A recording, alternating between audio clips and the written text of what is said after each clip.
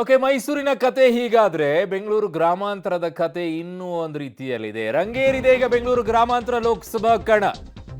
DK brothers ಕಟ್ಟಿ ಹಾಕೋಕೆ ದೋಸ್ತಿಗಳು ಈಗ ಡಾಕ್ಟರ್ ದಾಳವನ್ನ ಎಳೆಸಿದ್ದಾರೆ. ಬೆಂಗಳೂರು ಗ್ರಾಮಾಂತರದಲ್ಲಿ ಡಾಕ್ಟರ್ ವರ್ಸಸ್ ಸಂಸದ ಫೈಟ್ ನಡೆಯಲಿದೆ.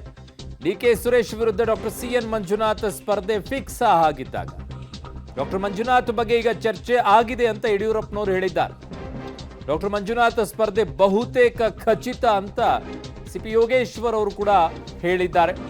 ಸೊ ಹಾಗಾಗಿ ಈಗ ಬೆಂಗಳೂರು ಗ್ರಾಮಾಂತರ ಕ್ಷೇತ್ರ ಮಗದೊಂದು ಇಂಟ್ರೆಸ್ಟಿಂಗ್ ಆಗಿರುವಂಥ ಕ್ಷೇತ್ರ ಈ ಬಾರಿ ಬೆಂಗಳೂರು ಗ್ರಾಮಾಂತರ. ಕಾರಣ ಡಾಕ್ಟರ್ ವರ್ಸಸ್ ಸಂಸದರು, ಡಾಕ್ಟರ್ ವರ್ಸಸ್ ಡಿಕೆ ಬ್ರದರ್ಸ್ ಅಂತ ಬರುತ್ತೆ. ಜನ ಏನು ನೋಡ್ತಾರೆ? ಹೃದಯಕ್ಕೆ ಚಿಕಿತ್ಸೆಯನ್ನು ನೀಡಿದಂಥವರು ಅಥವಾ ಹೃದಯ ವಿಶಾಲವಾಗಿದೆ ನಮ್ಮದು ಅಂತ ಹೇಳಿಕೊಂಡು ಓಡಾಡುವಂಥ ಡಿಕೆ ಬ್ರದರ್ಸು ಯಾರನ್ನ ನೋಡ್ತಾರೆ ಗೊತ್ತಿಲ್ಲ. ಬಹಳ ಚೆನ್ನಾಗಿದೆ ಇದು. ಭಾವನೆ ಮತ್ತು ಬದುಕಿನ ಬಗ್ಗೆ ಡಿಕೆ ಶಿವಕುಮಾರ್ ಅವರು ಯಾವಾಗಿದ್ರು ಹೇಳ್ತಾ ಇದ್ರು. ಭಾವನೆ ಮತ್ತು ಬದುಕಿನ ಬಗ್ಗೆ the same apply to the Bengaluru ಗ್ರಾಮಾಂತರ. ಬದುಕನ್ನ ಕೊಟ್ಟಂಥವರು ಡಾಕ್ಟರ್ ಮಂಜುನಾಥ್ ಅವರು, ಭಾವನೆಗಳನ್ನು ಬಿತ್ತಿದಂಥವರು ಡಿಕೆ ಬ್ರದರ್ಸು ಆ ಕ್ಷೇತ್ರದಲ್ಲಿ. ಏನು ನೋಡ್ತಾರೆ? ಇಂಟ್ರೆಸ್ಟಿಂಗ್ ಇದೆ. ಸೊ ಬೆಂಗಳೂರು ಗ್ರಾಮಾಂತರದಲ್ಲಿ ಡಿಕೆ ಬ್ರದರ್ಸ್ ಸೋಲಿಸೋಕೆ ಪ್ರಬಲ ಅಭ್ಯರ್ಥಿಯನ್ನು ಈಗ ಕಣಕ್ಕಿಳಿಸೋಕೆ ಮುಂದಾಗ್ತಾ ಇದ್ದಾರೆ. ಡಾಕ್ಟರ್ ಮಂಜುನಾಥ್ ರಾಜ್ಯದ ಮನೆ ಮಾತನಾಗಿದ್ದಾರೆ. ಇದು ಗೆಲುವಿಗೆ ಸಹಕಾರಿ ಅಂತ ಮೈತ್ರಿಯ ನಂಬಿಕೆ. ಡಾಕ್ಟರ್ ಮಂಜುನಾಥ್ ಅವರಿಗೆ ವಿರೋಧಿಗಳಿಲ್ಲ, ಹೀಗಾಗಿ ಜನ ಒಪ್ತಾರೆ ಅನ್ನುವಂಥ ಲೆಕ್ಕಾಚಾರ ಮೈತ್ರಿ ಪಕ್ಷಗಳದ್ದು. ಡಾಕ್ಟರ್ ಮಂಜುನಾಥ್ ರವದ್ದು ಕ್ಲೀನ್ ಇಮೇಜ್, ಭ್ರಷ್ಟಾಚಾರದ ಆರೋಪಗಳಿಲ್ಲ. ಎಕ್ಸಾಕ್ಟ್ಲಿ. ಮಂಜುನಾಥ್ರನ್ನ ಜನಜಾತಿ ಮೀರಿ ಒಪ್ಪುವಂಥ ಸಾಧ್ಯತೆ ಎಕ್ಸಾಕ್ಟ್ಲಿ ಹಾಗೆ ನೋಡಿದ್ದಾರೆ ಜನ ಕೂಡ. ಮೋದಿ ಭ್ರಷ್ಟಾಚಾರ ರಹಿತ ಆಡಳಿತಕ್ಕೆ ಡಾಕ್ಟರ್ ಮಂಜುನಾಥ್ ಸೂಕ್ತ ವ್ಯಕ್ತಿ ಎಂಬುವಂಥ ಲೆಕ್ಕಾಚಾರ. ಅದನ್ನು ಜನ ಹೇಗೆ ನೋಡ್ತಾರೆ ಅನ್ನೋದ್ರ ಮೇಲೆ ಗೊತ್ತಾಗುತ್ತೆ. ನಾನು ಉತ್ತರಿಸಲು ಸಮರ್ಥ ಅಲ್ಲ.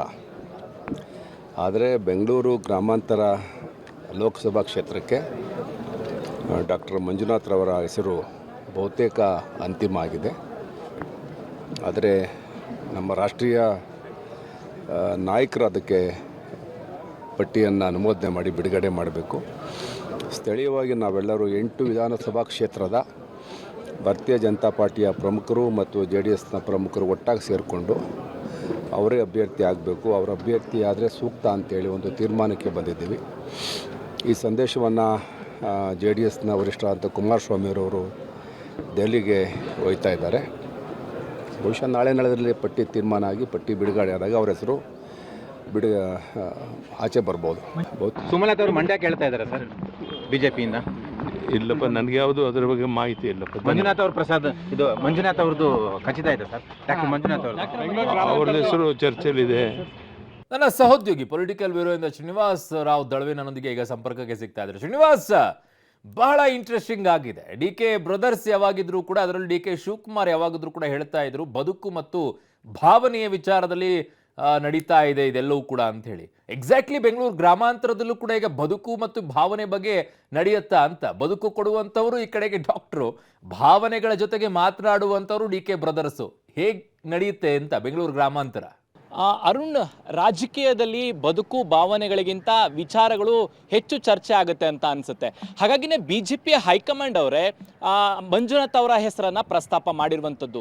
ಒಂದು ಹಂತದಲ್ಲಿ ದೇವೇಗೌಡರು ಮಂಜುನಾಥ್ ಅವರ ಸ್ಪರ್ಧೆಗೆ ರೆಡ್ ಸಿಗ್ನಲ್ ಕೊಟ್ಟಿದ್ರು, ಅವರು ಬೇಡ ಇಂತಹ ಕಲುಷಿತ ರಾಜಕಾರಣದಲ್ಲಿ ಅಂತ. ಆದರೆ ಪದೇ BJP ಹೈಕಮಾಂಡ್ ನಾಯಕರು ಮಂಜುನಾಥ್ ಅವರು ಸ್ಪರ್ಧೆ ಮಾಡಬೇಕು ಅನ್ನುವಂಥ ಒತ್ತಡವನ್ನು JDS ಮೇಲೆ ಹಾಕಿದ್ದಾರೆ. ಕುಮಾರಸ್ವಾಮಿಯವರ ಮೂಲಕ ದೇವೇಗೌಡರ ಮನವನ್ನು ಒಲಿಸುವಂತಹ ಕೆಲಸವೂ ಕೂಡ ಆಗಿದೆ. ಯಾಕೆ ಮಂಜುನಾಥ್ ಅನ್ನುವಂಥ ಪ್ರಶ್ನೆ ಬಂದರೆ, ಬೆಂಗಳೂರು ಗ್ರಾಮಾಂತರದಲ್ಲಿ ಸಹಜವಾಗಿ ಡಿಕೆ ಬ್ರದರ್ಸ್ ಅತ್ಯಂತ ದೊಡ್ಡ ಶಕ್ತಿಯನ್ನು ಹೊಂದಿದ್ದಾರೆ. ಅವರನ್ನು ಹೊಡಿಬೇಕಾದ್ರೆ, ಆ ಒಂದು ಭದ್ರಕೋಟೆಯನ್ನು ಛಿದ್ರ ಮಾಡಬೇಕಾದ್ರೆ ಮಂಜುನಾಥ್ ಅನ್ನುವಂತಹ ಕ್ಲೀನ್ ಇಮೇಜ್ ಇರುವಂತಹ ವ್ಯಕ್ತಿ ಬೇಕು ಅನ್ನುವಂಥದ್ದು BJP ಹೈಕಮಾಂಡ್ನ ಲೆಕ್ಕಾಚಾರ. ಯಾಕೆ ಮಂಜುನಾಥ್ ಅನ್ನೋರಂತಂದರೆ, ಅವರು ವೈದ್ಯಕೀಯ ಕ್ಷೇತ್ರದ ಮೂಲಕ ಜನರ ಮನೆ ಮಾತಾಗಿದ್ದಾರೆ. ಅವರ ಮೇಲೆ ಯಾವುದೇ ಭ್ರಷ್ಟಾಚಾರ ಆರೋಪಗಳಿಲ್ಲ. ಜಾತಿಯನ್ನು ಮೀರಿ ಮಂಜುನಾಥನ ಜನರು ಒಪ್ಪಿಕೊಳ್ತಾರೆ. ಹಾಗಾಗಿ ಬೆಂಗಳೂರು ಗ್ರಾಮಾಂತರದಲ್ಲಿ ಇವರನ್ನು ಸ್ಪರ್ಧೆ ಮಾಡಿಸಿದ್ರೆ DK ಸುರೇಶ್ ಅವರನ್ನ ಸೋಲಿಸಬಹುದು ಅನ್ನುವಂತಹ ಲೆಕ್ಕಾಚಾರ BJP ಹೈಕಮಾಂಡ್. ಹಾಗಾಗಿನೇ ಕುಮಾರಸ್ವಾಮಿ ಅವರ ಮೂಲಕ ದೇವೇಗೌಡರನ್ನ ಮನವೊಲಿಸುವಂತಹ ಕೆಲಸವನ್ನು ಕೂಡ ಮಾಡಿದ್ದಾರೆ. ಬಹುತೇಕ ಅವರೇ ಬೆಂಗಳೂರು ಗ್ರಾಮಾಂತರದ ಅಭ್ಯರ್ಥಿ ಆಗ್ತಾರೆ, ಮೈತ್ರಿ ಅಭ್ಯರ್ಥಿ ಅಂತ ಹೇಳಲಾಗ್ತಿದೆ. ಅಂತಿಮವಾಗಿ BJP ಲೆಕ್ಕಾಚಾರ ಇರುವಂಥದ್ದು ಈ ಬಾರಿ ಬೆಂಗಳೂರು ಗ್ರಾಮಾಂತರ ಕ್ಷೇತ್ರವನ್ನ ಮೈತ್ರಿ ಗೆಲ್ಲಲೇಬೇಕು ಅನ್ನುವಂತಹ ಲೆಕ್ಕಾಚಾರದಲ್ಲಿ ಈ ಸ್ಟ್ರಾಟಜಿಗಳು ನಡೀತಾ ಇರುವಂಥದ್ದು. ಹಾಗಾಗಿ ಭಾವನೆ ಇವೆಲ್ಲ ವಿಚಾರಗಳು ಮುಂದೆ ಬರೋಕ್ಕಿಂತ ಚುನಾವಣೆಯಲ್ಲಿ ಯಾವ ರೀತಿಯಾಗಿ ಬಿಜೆಪಿಯ ಸ್ಟ್ರಾಟಜಿ ವರ್ಕೌಟ್ ಆಗುತ್ತೆ ಅನ್ನುವಂಥದ್ದನ್ನ ಕಾದು ನೋಡಬೇಕಾಗುತ್ತೆ. ಅರುಣ್. ಓಕೆ ಶ್ರೀನಿವಾಸ್, ನಿಮ್ಮೆಲ್ಲ ಮಾಹಿತಿಗೆ ಧನ್ಯವಾದಗಳು.